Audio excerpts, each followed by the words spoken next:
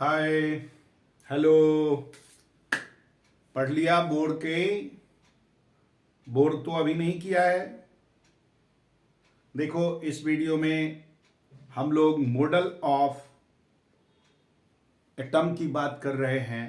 इससे पहले वाले वीडियो में भी मॉडल ऑफ एटम बात किया था, लेकिन वो मॉडल जे जे थॉमसन बाबा का था।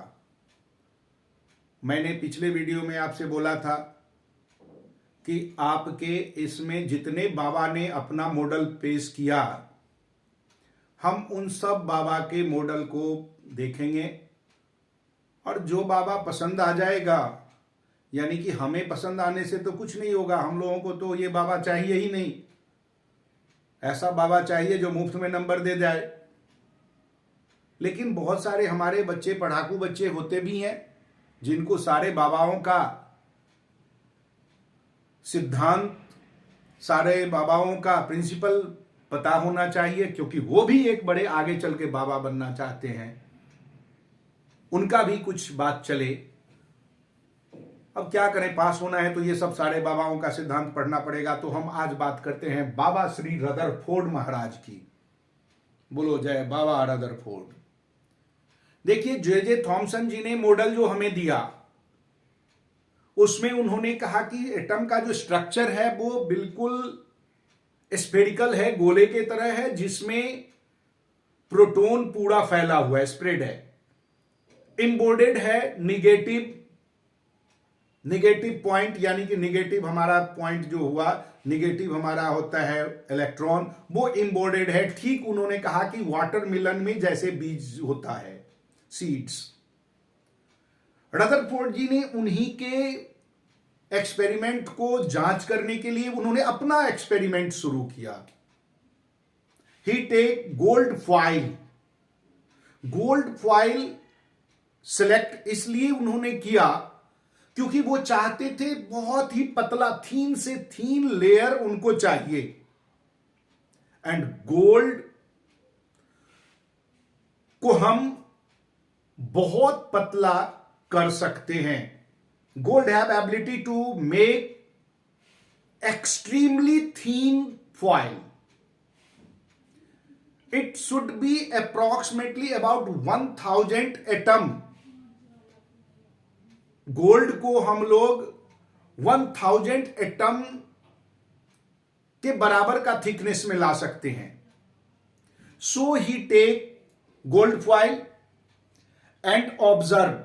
दे bombarded.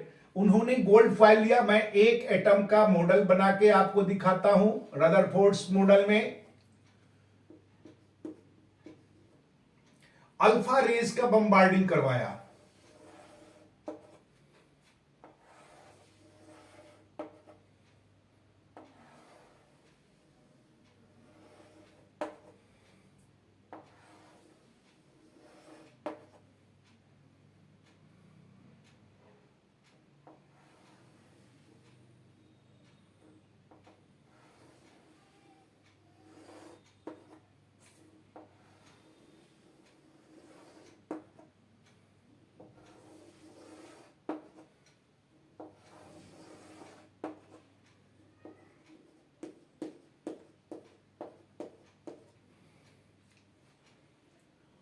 These all are alpha rays. Alpha rays में पॉजिटिव चार्ज होता है। आपके बुक में आपको सारे एटम्स के बीच में दिया होगा। मैंने एक एटम के बीच में जो हुआ, एक एटम में जो रिफ्लेक्शन हुआ, जो ऑब्जर्वेशन के बाद उन्होंने मिला, उसको मैं बता रहा हूं। गोल्ड फॉइल का थिकनेस क्या था बेटा?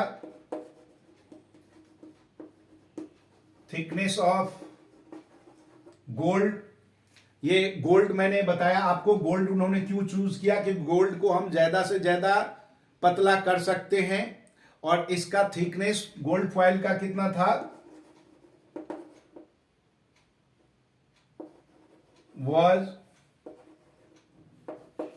अप्रॉक्स 1000 एटम के बराबर। 1000 एटम को जोड़ दें तो इतना थिकनेस तक भी हम गोल्ड को ला सकते, जबकि एटम जो है ना वो आपका इनविजिबल है। इसके ऊपर अल्फा बम्बार्डिंग उन्होंने किया। डबल चार्ज होता है, हीलियम से ये निकालता, फास्ट मूविंग अल्फा पार्टिकल्स होता है, बहुत तेजी से पास आउट होता है। और वो अपने एक्सपेरिमेंट को कैमरे से जिंक प्लेट लगा के उनके ऊपर उन्होंने देखा, वॉच किया, तो वो टोटली सरप्राइज हो गए। अल्फा पार्टिकल, जैसा कि मैंने कहा, इसके ऊपर पॉजिटिव चार्ज होता है, और रदरफोर्ड जी से पहले जे थॉमसन जी ने बताया था कि एटम में पॉजिटिव चार्ज जो है ना वो स्प्रेडेड है, फैला हुआ है। अगर ये एटम में पॉजिटिव चार्ज फैला हुआ है तो उन्होंने देखा कि मैक्सिमम जो अल्फा पार्टिकल्स था वो पास आउट हो गया आर पार, बगैर किसी डिफ्लेक्शन के। उसमें कोई डिफ्लेक्शन हुआ ही नहीं, कोई परिवर्तन ही नहीं हुआ, इधर से आया उधर को गया। अप्रोक्सीमेटली 12,000 में से एक, बहुत रेयर हो गया, 12,000 में एक वापिस अपने पाथ पे वापिस आया। कुछ जो सेंट्रल पोजीशन से अल्फा रेज पास आउट था उसके पाथ में जरा सा डिफ्लेक्शन दिखाई दिया, यानी जे थॉमसन जी ने जो मॉडल दिया वो गलत हो गया। रदरफोर्ड जी ने अपने एक्सपेरिमेंट के बाद, ये ऑब्जर्वेशन देखने के बाद उन्होंने रिजल्ट दिया, और वो रिजल्ट आप यूं समझिए कि the result was almost incredible, as if you fire a 15-inch cell at a piece of tissues paper and it comes back and hit you. देखिए कितने बड़ी बात उन्होंने बताया रदरफोर्ड जी ने। आप टिश्यू पेपर को 15-15 इंच में टुकड़ा करके फाड़ रहे हो, उसमें से एक टुकड़ा आपको आया और हिट कर दे, बड़ी बात है। टिश्यू पेपर को हिट करने से भी आपका कुछ नहीं होगा, तो ये 12,000 में से एक अल्फा पार्टिकल अपने पाथ पे ही वापस आया। Some have some deflection, but their deflection is also shown very little. That means after the observation, Rutherford make their model. According to Rutherford, ये पूरा ऑब्जर्वेशन के बाद रदरफोर्ड जी ने बताया, अपने ऑब्जर्वेशन से एक मॉडल पेश किया, और उस मॉडल को हम लोग रदरफोर्ड्स मॉडल के नाम से जानते हैं।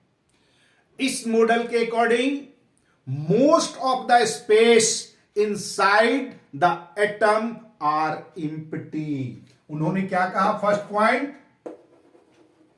Most of space inside an atom are empty, खाली है।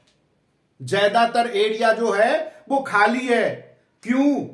क्योंकि ज्यादा अल्फा पार्टिकल तो पास हो गया, बगैर डिफ्लेक्शन, बगैर कुछ रुकावट। फिर उन्होंने कहा कि very few particle are deflected in their path, very few particle are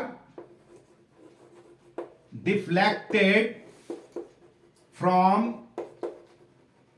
their path। मतलब कुछ में डिफ्लेक्शन दिखाई दिया, इसका मतलब है कि चार्ज पार्टिकल उसके आसपास में था जहां से डिफ्लेक्शन हुआ। आप समझ जाते हो, इक्वल अगर चार्ज है तो रिफ्लेक्शन, उसमें डिफ्लेक्शन होता है, यानी कि रिपल्सन होता है, और अपोजिट चार्ज में अट्रैक्ट। अल्फा पार्टिकल हमारा पॉजिटिव चार्ज था, तो इसका मतलब बीच में कुछ एरिया में पॉजिटिव चार्ज है। एटम के बहुत लिटिल एरिया में पॉजिटिव चार्ज है। अब उन्होंने देखा और उन्होंने बताया कि एक कुल मिला के 12,000 में से एक पार्टिकल, ये third point,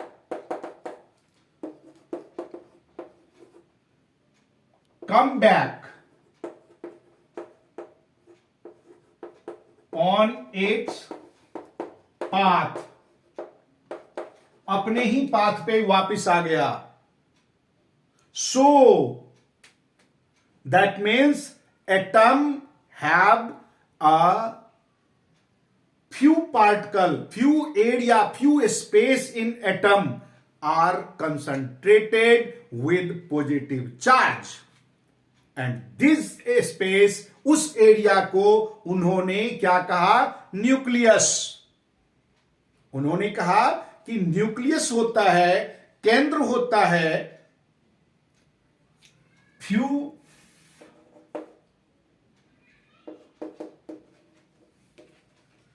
area in atom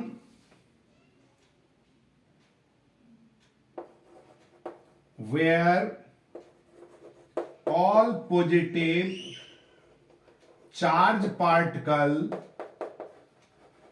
are